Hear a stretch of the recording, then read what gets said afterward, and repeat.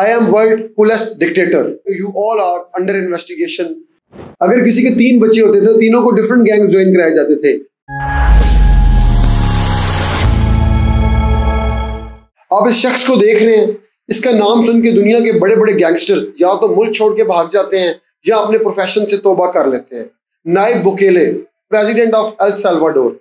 आप इसकी खूबसूरत पर्सनैलिटी पे मत जाएं, ये इतना खतरनाक है कि इसने अपने मुल्क के अंदर तमाम कैबिनेट, जिसमें तमाम वज़रा शामिल थे, पैरामिलिट्री फोर्सेस के हेड्स, मुल्क के जितने बड़े बड़े सेक्रेटरीज हैं और जितने बड़े ऑफिशियल्स हैं, उनको एक मीटिंग रूम में इकट्ठा किया और उनके बीच में आके खड़ा हो गया और उन्हें कहता है कि you all are under investigation.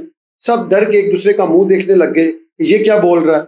उसने बताया कि तुमने मेरे मुल्क को लूटा है, मुल्क में जितने गैंग्स काम कर रहे हैं उनके साथ मिलकर तुम लोगों ने एक्सटॉर्शन का काम किया, ड्रग्स का काम किया, करप्शन किया है। मैं तुम में से किसी को नहीं छोड़ूंगा।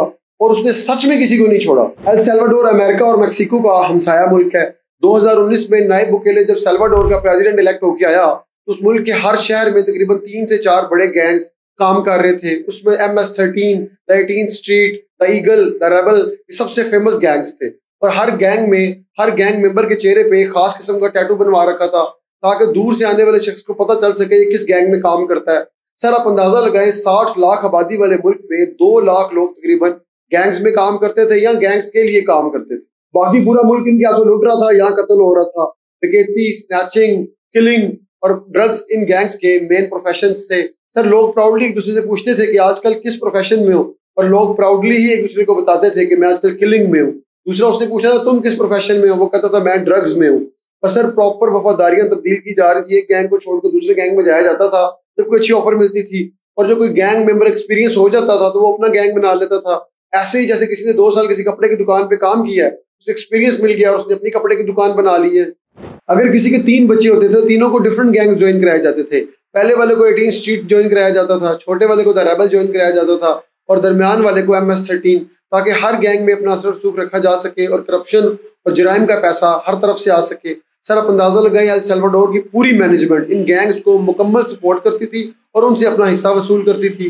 फिर एक 37 साल coolest handsome Nayib Bukele president elect होके आ गया और उसने वादा किया जब 5 साल बाद मेरी गवर्नमेंट खत्म होगी, एक गैंग मेंबर भी जिंदा हुआ तो मुझे उल्टा लटका देना। उसने पूरी कैबिनेट, पूरे मुल्क के जो हाई ऑफिशियल्स थे उनको बुलाया और उनको कहा कि तुम समेत में किसी गैंग मेंबर को नहीं छोड़ूंगा। बुकेले ने इलेक्ट होते तो सबसे पहला काम किया, उसने ऑफिशियल्स को बुलाया और हुक्म दिया तो दुनिया की बड़ी जेलें तामीर करो और वो तेज तरीन तामीर होनी चाहिए। उसके बाद उसने हाई ऑफिशियल्स जितने थे पैरामिलिट्री फोर्सेस के और फोर्सेस के, उनको इकट्ठा किया और 2 हुक्म दिए, पकड़ लो या मार दो। इसकी ऑर्डर के सीरियसनेस का अंदाजा आप इस चीज से लगा लें कि एक गैंग मेंबर को पकड़ने के लिए 5 से 10 हजार पुलिस वाले या फोर्सेस को इकट्ठा करके भेजा जाता था ताकि बचने का कोई भी चांस ना हो सके। तकरीबन 90,000 गैंग मेंबर्स को गिरफ्तार करके उन नई जेलों में कैद किया गया जो बुकेले के ऑर्डर से बनाई गई थी। 10 से 15 हजार गैंग मेंबर्स को कत्ल कर दिया गया और जो ज्यादा खतरनाक थे उनको लापता कर दिया गया। उनकी आज तक लाशें भी नहीं मिली। सर एल सल्वाडोर के अंदर लोग बुकेले के नाम से एक दूसरे को डराने लग गए। वो माए एल सल्वाडोर की जिनके बच्चे उनकी बात नहीं मानते थे, वो भी बुकेले के नाम से डराने लग गई। 2019 में शुरू होने वाला ऑपरेशन 2024 में भी पूरी तरह खत्म नहीं हुआ। इन गैंग मेंबर्स के साथ जेलों में तौहीन-ए-नवेस सलूक किया जाता था, उन्हीं जेलों में जो बुकेले के ऑर्डर से बनाई गई थी। इन्हें सजा के तौर पे सबसे पहले बाहर से आने वाले किसी भी शख्स से मिलने की इजाजत नहीं थी। फिर इन्हें व्हाइट शॉर्ट्स पहना के, इनके हाथ और पांव पीछे बांध के इन पे टॉर्चर किया जाता था। फिर इन्हें किसी प्रॉपर जुडिशियल ट्रायल से गुजारा ही नहीं गया, बाहर से एक जज पकड़ के लाया जाता था, छोटा मोटा ट्रायल करके 100, 200, 300 साल की सजा सुना दी जाती थी और बात खत्म। एक भी लूप होल नहीं छोड़ा गया जिससे कोई भी गैंग मेंबर फायदा उठा सके। जब UN और इंसानी हकूक की तंजीमों ने शोर मचाना शुरू किया तो बुकेले ने मुस्कुराते हुए कहा, आई एम वर्ल्ड कूलेस्ट डिक्टेटर।